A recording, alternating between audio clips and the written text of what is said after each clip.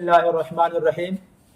حضرات، آج کے زمانے کے اندر بھی کچھ کام، کچھ باتیں ہمارے اندر ایسی ہیں جو پچھلی دور جاہلیت والی ہیں۔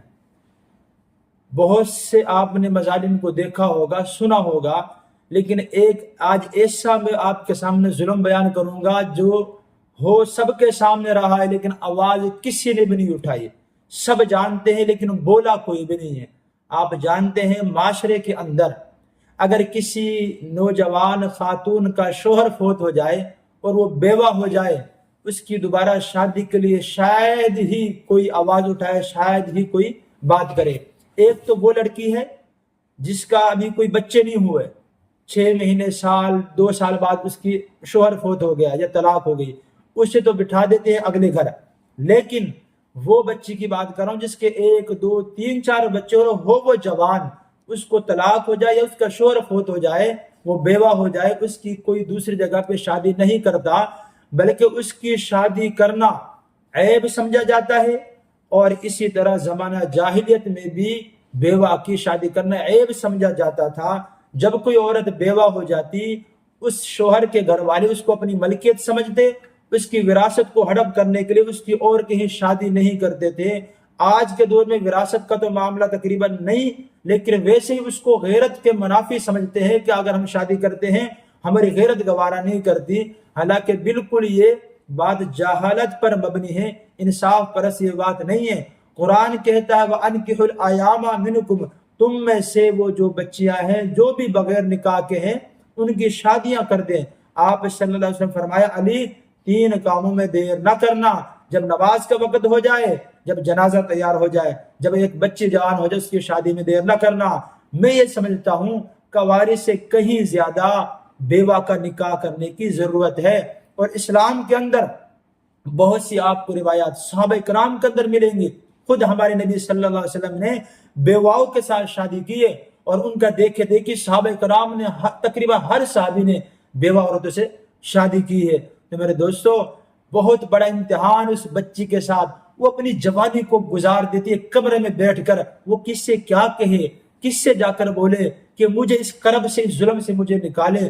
آپ جانتے ہیں جب کسی مرد کی، اللہ نہ کرے کسی کے بھائی کی بیوی فوت ہو جائے، وہ بھائی ٹھیک 2 مہینے بعد، 3 مہینے بعد، 6 مہینے بعد اپنے بھائی کی شادی کی بات کرتا ہے۔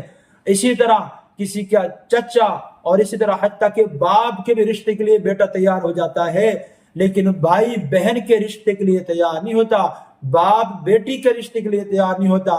برادری میں، علاقے میں، خاندان میں کوئی اس بچے کا پریشان حال نہیں ہے، کوئی اس کی شادی کی بات نہیں کرتا، حالانکہ جوان ہے، اس کو شادی کی ضرورت ہے۔ اور آپ یہ بھی جانتے ہیں جیسے انسان کو کھانے پینے کی ضرورت ہے، یہ فطرتی عمل ہے، شادی کا عمل بھی فطرتی ہے۔ اللہ نے انسان کے اندر خواہشات کو رکھ دیا ہے۔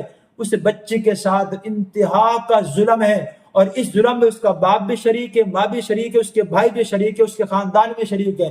میں نے ایسے ایسے گھرانے دیکھے ہیں جو نیک ہیں، علماء سے جن کا تعلق ہے، خود دیندار ہیں، لیکن ان کے خاندان میں ایک بچی کے 3 4 بچوں کے بعد وہ بیوہ ہو جاتی ہے، اس کا شوہر فوت ہو جاتا ہے، ساری زندگی وہ بھائیوں کے گھر در بدر بھٹکتی رہے گی، پھرتی رہے گی، محتاج بن کے زندگی گزارے گی، کوئی اس کی شادی نہیں کرتا، اور اس کے باہر نکلنے پہ بھی پابندی، اس پہ نظریں رکھی جاتی ہیں، یہ فون پہ بات کس سے کرتی، یہ فلاں جگہ کیوں گئی ہے، اس کو جانوروں کی طرح قید کر کے رکھا جاتا ہے۔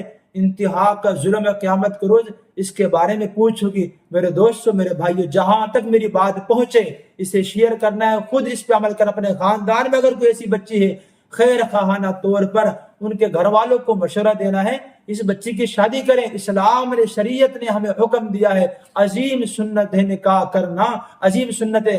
امام احمد بن حنبل رحمہ اللہ تعالیٰ کے بارے میں آتا ہے، وہ فرماتے ہیں اگر مجھے پتا ہو میری موت کل کی یقینی ہے، کل میں نے مر جانا ہے، اور آج میری بیوی فوت ہو جائے تو میں آج ہی نکاح کر لوں گا، بیوی کے بغیر 1 رات 1 دن بھی نہیں گزاروں گا۔ اتنا ضروری ہے شادی کرنا۔ میرے دوستو، اس شادی کا یہ نہ کہیں آپ انہیں تقوی کی ترغیب دیں، آپ انہیں پردے کی ترغیب دیں۔ تقوی، پردہ شادی ہی کے ساتھ وہ سب کچھ ہو جائے گا۔ اس لیے میری گزارش ہے ان بھائیوں سے، ان خاندان والوں سے، ان مسلمانوں سے کہ جن کے گھروں میں یا خاندان میں رشتہ دار اور برادری کے اندر ایسی بات موجود ہے، وہ آج سے قدم اٹھائیں، اور آج ہی سے یہ تہیہ کر لیں، ہم ان کے گھر والوں کو سمجھائیں گے، علماء سے ملاقات کرائیں گے، کوئی عیب کی بات نہیں ہے، کوئی برائی نہیں ہے۔ ایک مرد کی تو آپ 4 دفعہ شادیاں کراتے ہیں، عیب نہیں جانتے، 50 سال کا ہو جائے تب بھی وہ شادی کرتا ہے، اور لوگ کہتے ہیں کہ ضرورت ہے، کوئی حرج نہیں، اس نے شادی کر لی، لیکن 25 سال کی بچی کو شادی نہیں کرنے دیتے، 30 سال کی جوان عورت کو شادی نہیں کرنے دیتے، اور 60 سال کے بزرگ کی بھی شادی کروا دیتے ہیں۔ یہ قرآن اور حدیث کے صریح خلاف ہے۔ یہ جہالت کی بات تو ہو سکتی ہے، اسلام کی قطعاً یہ بات نہیں ہو سکتی۔ اس لیے میری ہاتھ جوڑ کے گزارش ہے کہ جن کے ساتھ یہ معاملہ ہے وہ اس معاملے کو ختم کر کے اس نیک عمل کو شروع کریں، نیک کام میں حصہ لیں، تاکہ آپ آخرت میں بھی سرخرو ہوں اور دنیا میں بھی آپ اس کے ساتھ نیکی کر کے اس کا بدلہ لیں، صلہ لیں اس نیکی کا۔ اللہ سے دعا ہے اللہ عمل کرنے کی توفیق نصیب فرمائے۔ وآخر دعوانا الحمدللہ رب العالمین۔